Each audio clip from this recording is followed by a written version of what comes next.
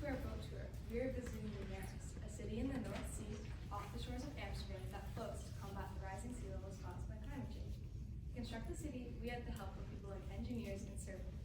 Here are some now. Hi, I'm Naomi and I'm learning about chemical engineering. Hi, I'm Catherine and I'm a civil engineer. Are you guys enjoying the boat tour? We are. The city is just as beautiful from the outside as it is from the inside. It is, but most of the action happens inside the domes. Could you tell us more about a citizen's daily lives? Nieuwmaris has lots of daily activities like museums and sporting events to keep residents entertained while boosting the economy. Speaking of the economy, how does the city get its money? In addition to the beautiful walking trails and the community building experience that urban gardens provide, they also help grow special plants to make medicine. We sell medicine made from plants like peppermint, alstonia, and ginseng to boost and support the economy. Nieuwmaris is able to offer free education due to the affluent economy. Students from kindergarten to high school are granted a high-quality learning experience through our education system. So the community gardens help people get exercise, and the 15-minute cities also provide for lots of opportunities to go for a walk. Yes, the city is made up of 11 domes, 10 of which being a mile in diameter and the central dome being 1.3 miles in diameter. What do all these domes have in them? Well, there are 2 industrial domes, 8 mixed-use domes, and 1 central agricultural dome. So surveyors help to design the layout of the domes for most convenient access? Yes, and civil and transportation engineers designed the dome-to-dome transportation system, the above-water tunnel system with magnetic trains connecting each dome. Electric boats are also available to citizens. Wait, I know how they're built, but what are the domes made of? The domes are made up of aluminum framework with layers of graphene, a material similar to glass but is significantly stronger and weather resistant. Graphene is a sheet of pure carbon atoms made using chemical reactions on copper. Graphene is insulated with an extra layer of polymers. To make sure these don't break or set aflame, chemical engineers designed a spray that includes anti-frost and flame retardant chemicals that is sprayed on the panes. You might ask, how do the domes float? Well, each pod has an underwater flotation dome, or UWFD. The UWFDs are also made of graphene, like the domes, but are reinforced with carbon nanotubes. Carbon nanotubes are essentially graphene, but rolled up to strengthen the UWFD. The UWFDs are upside-down geodesic domes filled with helium to make the pods float. They are anchored to the seafloor around the edge and have multiple layers, so if they get damaged, they can be quickly repaired. The city can easily float over small waves, but to protect it from larger ones, Nieuwmaris has a bio-rock breakwater. Bio-rock is a self-maintained, coral-like material that is eco-friendly and ecosystem restoring. The wall grows with the tides, and corals naturally limit pollution to the surrounding water. But how does Nieuwmaris get clean water to drink? Mechanical engineers use reverse osmosis to desalinate the water, then use the extracted salt to filter the city's gray water in a softener tank. Well, how does reverse osmosis desalination work? This works by applying pressure to the water that is greater than the naturally occurring osmotic pressure. And what about all the power needed to do this? Nieuwmaris uses solar power and paint and 2 ocean energy converter devices, or OECs. These 2 OECs are hexagonal buoys and the waveline magnet. Solar power is a very convenient energy generator because it does not interfere with everyday life. Just off the breakwater, there are floating hexagonal structures called hexagonal buoys. These are structures in the water that can harness the power of underwater currents in the ocean by spinning turbines and turning the energy into usable electricity. They are made with recycled plastics and the help of electrical and mechanical engineers. To harness affordable and renewable energy, Nieuwmaris also uses the waveline magnet. The waveline magnet floats up and down at the surface of the water along with the waves. Electrical engineers make sure all of our power sources run smoothly and efficiently. To store all this energy while not in use, Nieuwmaris uses 2 types of batteries. One type of battery used is lithium-ion. Lithium-ion batteries eliminate fossil fuels and work in natural disasters. Aren't they kind of hazardous to the environment though? Yes, they do emit harmful toxins in the air, but Nieuwmaris isolates them in the industrial zone, so the pods where people live are not affected. What about the people working there? Are they not affected by the toxins? That's true. But we have personal protective equipment for workers like suits and gloves to limit exposure while handling or disposing lithium-ion batteries. Well, what's the other kind of battery then? Isn't it something like solid state? That's right. They store way more energy than lithium-ion batteries can. They're also located in the industrial zone. However, they are non-functional at low temperatures. So Nieuwmaris utilizes its heated domes to keep the right conditions. What about thermal runaway? Thermal runaway is a big downside of both batteries. What's thermal runaway? Thermal runaway is a domino effect. If a battery overheats, it makes more energy, and energy makes heat. This is a loop. If there are other batteries nearby, it will affect them too. But Nieuwmaris uses a compact optical fiber sensor to combat this. It monitors the temperature while showing internal pressure peaks that correspond to safety venting and the initiation of the runaway. But how do they stop it once it starts? Nieuwmaris isolates and cuts off the affected battery from the grid to prevent infection to other batteries. How does Nieuwmaris deal with solid waste and wastewater? Nieuwmaris has a thing called anaerobic digestion along with plasma gasification. What's anaerobic digestion? Essentially, it's when microorganisms decompose biodegradable materials. What types of biodegradable materials? Biodegradable materials like manure, biosolids, and food waste. This process produces digestate for building materials and organic fertilizers. Oh, I heard something about biogas being a type of gas that's a product from anaerobic digestion. Yes, biogas can be burned to make heat, electricity, and more renewable gases. How does it do that? Bacteria breaks down organic waste without any oxygen, which makes methane and carbon dioxide. And that methane can be burned in a generator? Exactly. Wait, you said something about organic waste. What about non-organic waste? Oh, I know this one. Plasma gasification manages non-organic waste by using high-temperature electrically charged gas to break down the waste into syngas. What's syngas? Syngas is an environmentally friendly gas, also known as synthetic gas. Well, what's it used for? Syngas is used for Nieuwmaris city electricity and heating. The closed-loop system helps to reduce waste sent to landfills by converting it into syngas for the city, but the energy intensity is a downside. Well, thank you, Catherine and Naomi, for teaching us about this amazing city. Thank you for inviting us on the boat tour. I'm so glad to be able to learn in such a great city. Yes, thank you. Nieuwmaris really is a leader in floating cities. I hope you enjoyed the boat tour.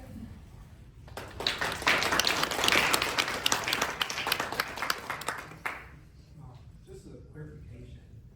So for the mirrors, they're reflective of the other side of your Yes. the city. Okay, cool. So that's why you got that. Yes. Gotcha. So can you please share an example of an innovative technology that you guys use in your city? An innovative technology we use is our OEC devices because they're generating clean power from the ocean currents, which is what these hexagonal buoys generate. And it's really innovative to use in a city setting because we're completely surrounded by water, so we might as well use it to our advantage. What risk, trade-offs, and compromises your team need to do while creating this project?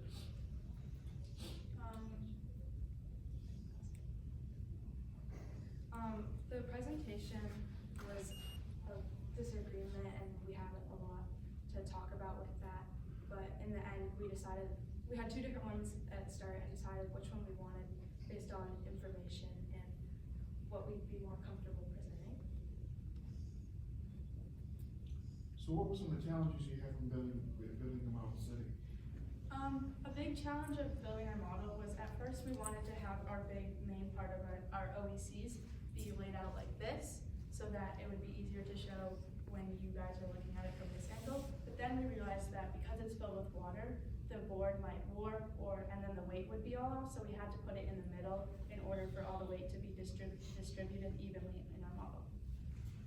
What were the risks or trade-offs you had to make with that specific design of having a dome over the city? So a trade-off is that the citizens could overheat. The panes open and close so that fresh air can be let in and that the sun isn't amplified to overheat our citizens. The panes also open and close so that rainwater and sunlight can be let into our plants and our green spaces and in the agricultural dome. What are your city's main industries? Our main industry is agriculture because it is the central focus of the whole layout, and we export a lot of our goods for our economy, but we also have lots of engineering jobs because there's so much more to maintain in a floating city. So going back to the domes, I like how you guys explained the electricity is used for that. Could you guys explain a little more about how you plan to maintain these materials, over time? So if a pane were to crack or break, we would take it out and create a new one in the industrial zone so we wouldn't have to deliver large parts from mainland. So we could replace it back onto the dome, as well as the graphene and polymers are designed to last a long time, so this shouldn't happen too often for citizens' inconvenience. How high is the dome at its highest point? It's about, I think, It's half a mile. Yes. At the highest point. Could you explain a bit more about transportation trains connecting the domes, which are accessible to everyone with having elevators to get up to the station as well as stairs. And we also have electric boats that travel from dome to dome, but also to mainland. So you have hospital in each dome or it's entirely located somewhere else? Yes, we have a hospital or clinic in each mixed use zone, and yeah. Why did you choose this location for your study? We chose this location because of the flooding and we wanted to find a solution for it, and also there was lots of strong currents for our OACs to thrive. I really liked your diverse energy sources. How did you guys come up with which source to use and how that would be inclusive? So we had to come up with because we wanted to make sure that if the waves weren't very much, we wanted to have a backup option. So that's why we use solar paint, because it can be used on any building and it could be any color. So we always want to have like a backup just in case the other one doesn't fail, or in case the other one fails with not having enough currents. And then for the OECs, they just take the currents, and then to store any extra energy we have, we put them into our batteries so that if there's no currents and it's not sunny, citizens can still get power, in addition to all the power being on smart grids and microgrids, so that if a dome were to lose power, the other domes could send the dome that lost power all their extra power so that they can still have power. So can you explain the geometric design of the dome that you modeled? Sorry, can you Explain the geometric design of the dome. Oh, so we decided to use geodesic domes because an entire glass or graphene dome wouldn't be as supportive and it wouldn't be as strong. And the geodesic domes allow for the panes to open and close so that they don't overheat our citizens with the amplified sunlight through the glass, and so that we can get rainwater and fresh air for our citizens. How do you make sure that your city isn't harming any marine life? So for our OECs, because there's turbines, we want to make sure that fish don't get stuck in them. So we have mesh surrounding them so that the currents can still get through, but fish can't. And in addition, we also have dampeners on the ends of the blades of the turbines so that the vibrations do not disrupt the animals that use echolocation, which is vibrations, to communicate with each other.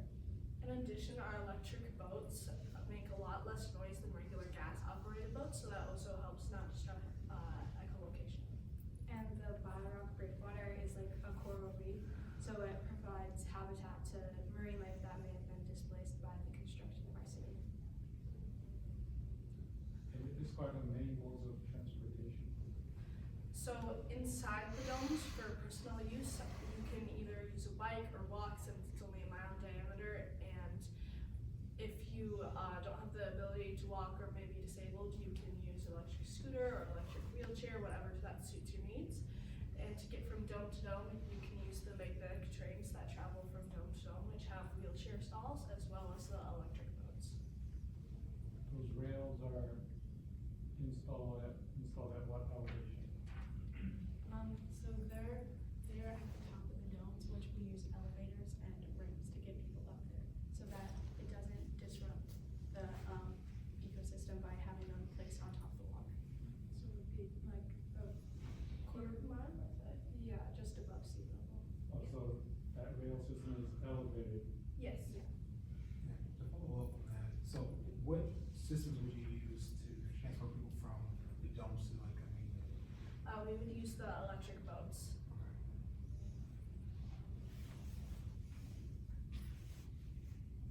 What are some of the measures to mitigate the effects of harsh weather conditions?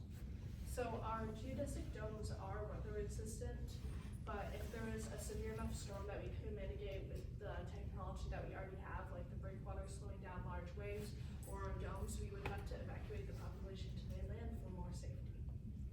That's a very rare. Yeah, it would be, yes, it would be a very rare occurrence. So you later done some great research, and I'm curious to know, like, from your experience researching this project, what is the biggest takeaway that you learned? My biggest takeaway is that like climate change is a real issue and it's impacting impacting people all over the world, and we need to come up with a solution. I think my biggest takeaway is that every little thing matters. You can't leave one thing left undone. If you can't leave anything without an answer, especially with climate change and all the stuff that's happening to the people who are affected by it. That's a great example. It's just there's so many things once you do, you have to find a solution for another problem. Alright, that's fun.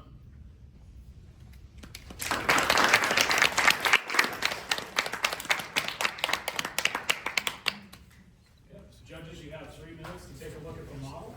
Once again, you can ask questions about what things are, but please keep your line of questions to that.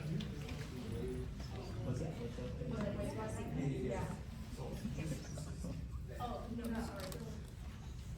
We have other pictures. So this is a view from underwater of what the hexagonal movies would look like. These are the turbines that are in this would be down to the generator where it moves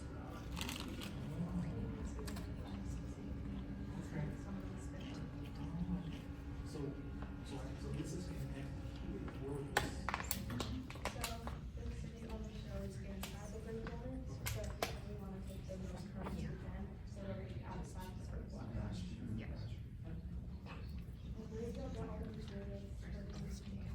So you can either get them from mainland or if For a model. Oh, the model. So, we have a place called the Makerspace at our school. It's a bunch of recycled materials from past years of our school doing this, also from donations. And so these are ornaments with that kind of building, and so that there's something under it. And then for this, we actually use Gatorade to mix the liquid electrolytes along with copper wire and beta to hold it in. Give a lithium-ion battery. Plastic straps. To represent the magnetic trains traveling from downtown. Significance for the relays? Just to let them light it up, make it, yes. And you can see all the separate zones here with the industrial mixed use and agriculture. What are the things that you go? It's just like the commercial and residential. Yes.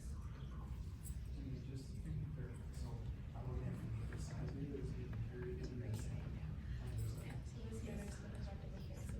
Yeah. This will, I have a version, this one, this.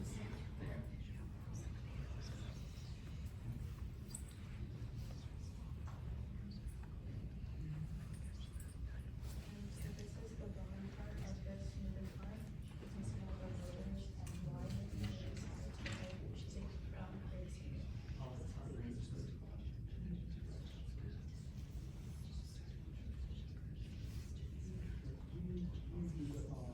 This one side. Some of them don't work because of the shipping and kind of mess them up in the shipping process. And then here, right here, is see them.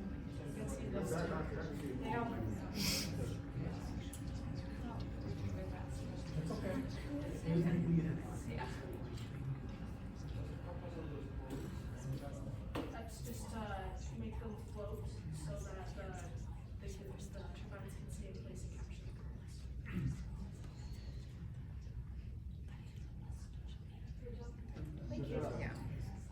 Good, that's fun.